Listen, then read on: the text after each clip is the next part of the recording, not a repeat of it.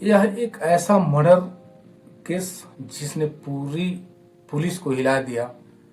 सिर्फ 10 सेकंड के black screen में हुआ खौफनाक कत्ल और कैमरे में कैद हो गया असली कातिल। इस स्टोरी में आपको मिलेगा ऐसा जिसे देखकर सुनकर आपके होश उड़ जाएंगे। आखिर कैसे एक बंद कमरे में हुआ मर्डर और भाई ही बना भाई का कातिल। तो दोस्तों, अगर ये वीडियो पसंद आए तो आप कहानी के आखिरी तक बने रहिए। तो नमस्कार दोस्तों, मैं ब्रिजेश यादव, क्राइम हिंदी कहानी।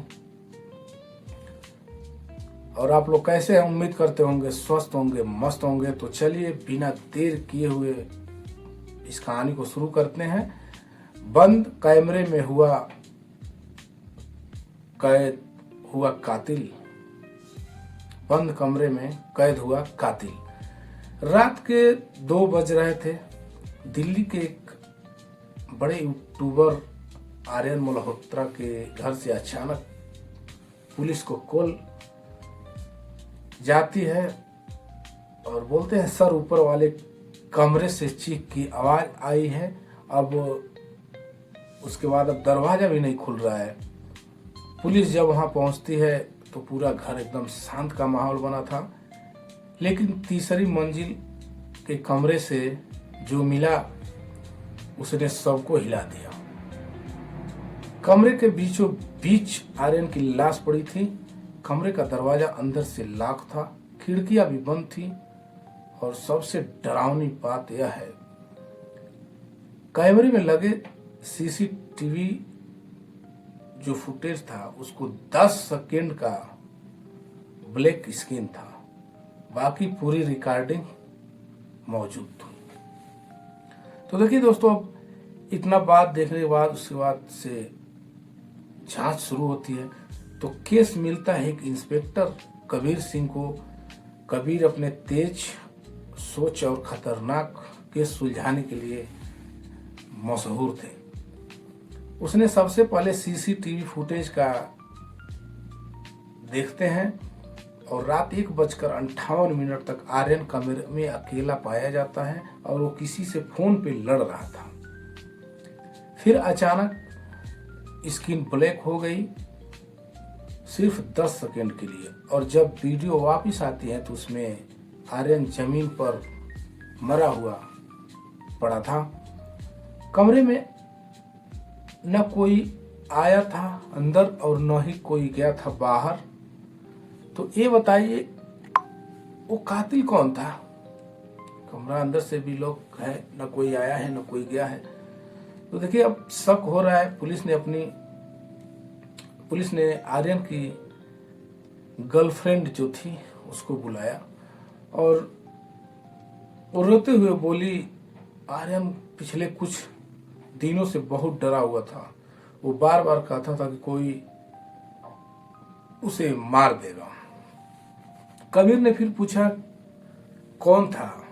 फिर उसकी जो गर्लफ्रेंड थी एकदम चुप थी, शांत थी। फिर धीरे से बोली, उसके पुराने दोस्त करण है, उनसे उसका झगड़ा चलता है और झगड़ा हुआ भी था शायद। करण का सत्य देखिए सामने कैसे आता है। करण और आर्यन साथ में वीडियो बनाते थे और दोनों की जोड़ी इंटरनेट पे बहुत वायरल थी।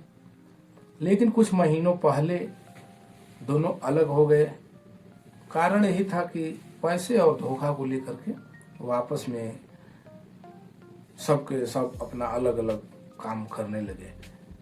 करण ने पुलिस को ये सब बातें बताई और करण ने ये भी बोला कि हाँ, मेरे से झगड़ा हुआ था लेकिन मैंने उससे मारा नहीं हूं।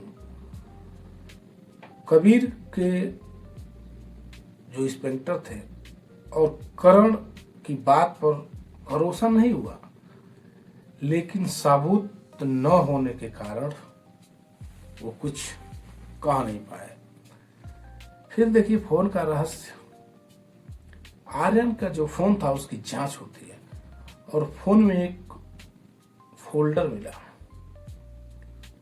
भाई उसमें एक वीडियो थी, जो फोल्डर था उसमें एक वीडियो छोटी सी क्लिप थी वीडियो देखकर पुलिस के होश उड़ गए और वीडियो में आर्यन डरा हुआ था और यही बोला था कि अगर मेरे साथ कुछ हुआ तो उसका जिम्मेदार करण नहीं, मेरे घर के अंदर रहने वाला इंसान होगा। बताइए, घर के अंदर मतलब कातिल घर के अंदर ही था, लेकिन अभी भी किसी को शक नहीं हो रहा है।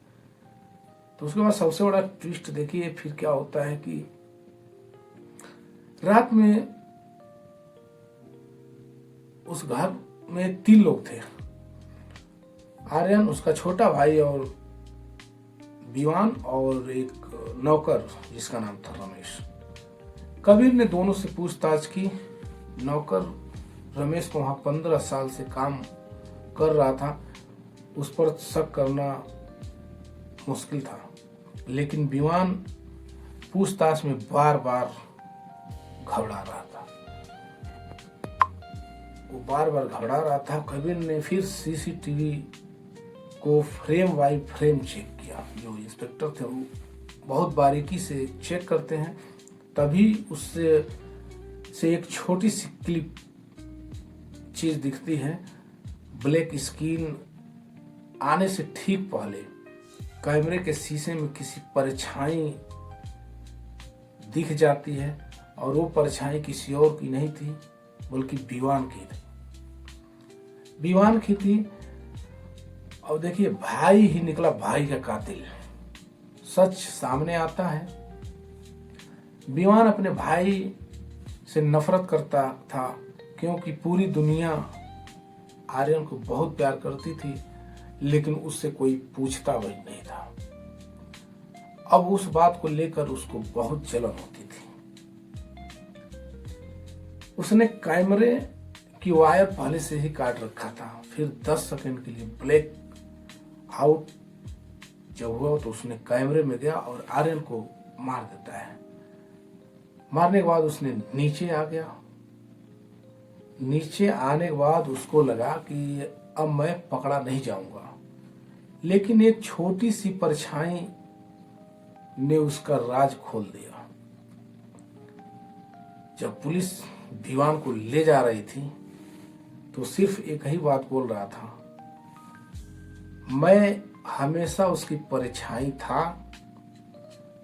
आज पहली बार लोग मेरा नाम याद रखेंगे।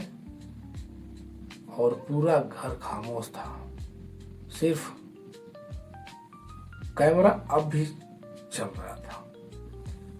तो दोस्तों, इस कहानी से आपको क्या सीख मिली है जरूर कमेंट सेक्शन में बताइए। और ऐसा कभी नहीं करना चाहिए। भाई ही भाई का जब कातिल बनेगा तो फिर कैसे काम चलेगा।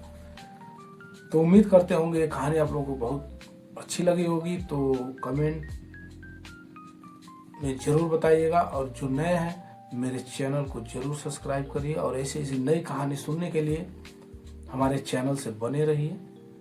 फिर मिलते हैं नेक्स्ट कोई नई कहानी के साथ। तब तक के लिए राधे राधे, जय श्री कृष्ण।